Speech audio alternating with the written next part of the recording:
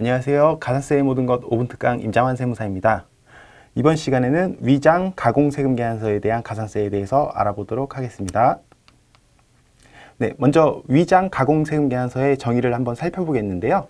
먼저 위장 세금 계산서에 대해서 말씀드리면 이제 재화나 용역의 실제 공급은 있지만 거래 내용 중 공급자 또는 공급받는 자를 달리해서 발행한 세금 계산서를 얘기해요.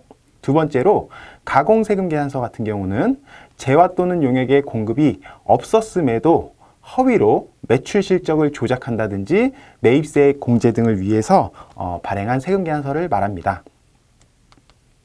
자, 이러한 위장세금 계산서라든지 가공세금 계산서를 이제 교부하게 되면 이제 적발이 되면 가산세를 추징받게 되는데요. 먼저 부가가치세법상 불이익을 살펴보도록 하겠습니다. 첫 번째로 매출, 즉 공급하는 자에 대해서 먼저 살펴보고 두 번째로 공급받는 자에 대해서 살펴보겠는데요. 먼저 위장세금 계산서는 실제 매출이 있었으므로 공급가액의 변동은 없어요. 하지만 계산서 불상실 가산세로 해서 매출 계산서 불상실 가산세 2%를 적용받게 됩니다. 두 번째로 가공세금 계산서를 살펴보면 이거 같은 경우는 실질적으로 매출이 없었죠. 따라서 경정 청구는 가능하지만 이제 가산세 3%를 적용받게 됩니다. 오른쪽으로 넘어오셔서 이제 공급받는 자를 살펴보겠는데요. 먼저 위장세금 계산서 같은 경우는 공제받은 매입세액을 추징받게 되고요. 그리고 더불어서 매입세금 계산서 불성실 가산세 2%와 신고 납부 불성실 가산세도 적용받게 됩니다. 그리고 가공세금 계산서도 마찬가지로요. 공제받은 매입세액이 추징되면서 이제 매입세금 계산서 불성실 가산세 3%짜리와 신고 납부 불성실 가산세를 적용받습니다. 또한 매입받으신 분들 이제 법인세와 소득세에서도 또 이제 차이가 있는데요. 그거 한번 설명드려 볼게요. 먼저 법인사업자 같은 경우 위장세금 계산서를 발급받으셨다면 일단은 실질적으로 거래가 있기 때문에 법인세 추징은 없어요. 하지만 증빙불비 가산세로 2%를 적용받게 되고요.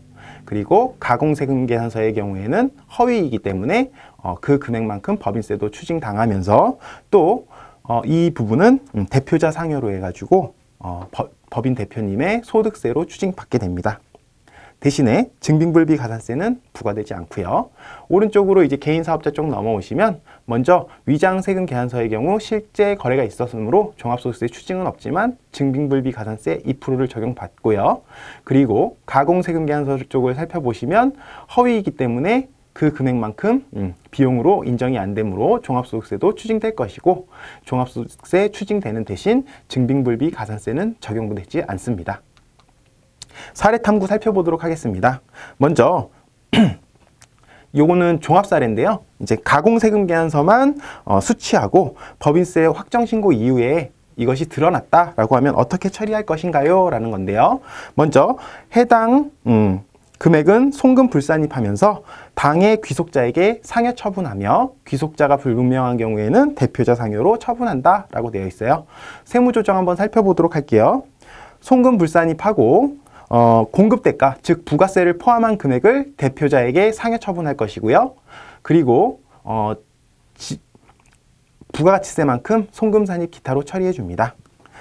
이 경우 관할세무서에 과세자료 해명 요구로 인해서 수정신고하는 경우는 신고불성실 가산세의 감면을 받을 수 없고요. 또한 산출세액 증가에 따른 중소기업 특별세액 감면도 추가로 부과받을 수 없습니다.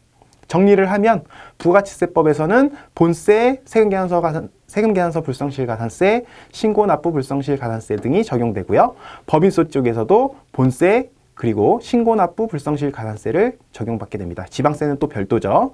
그리고 종합소득세 쪽으로 오시면 상여 처분으로 인해서 종합소득세도 추징이 됩니다. 이렇게 위장 가공세금 계산서를 받은 경우에 불이익이 엄청나기 때문에요. 실질적으로 허위로 수취하지 않으시는 게 제일 중요하다고 볼 수 있겠습니다. 이상으로 5분 특강 가산세의 모든 것 임장환 세무사였습니다. 감사합니다.